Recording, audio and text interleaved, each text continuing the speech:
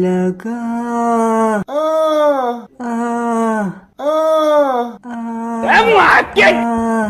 কানে করে তোমার মেয়েটা চিপে ধরবো কানে গোড়ায়। আরে আরে আরে দাদা, মেয়েটে চেপে ধরতে হবে না, আজ তেলে ভাজাই খাও।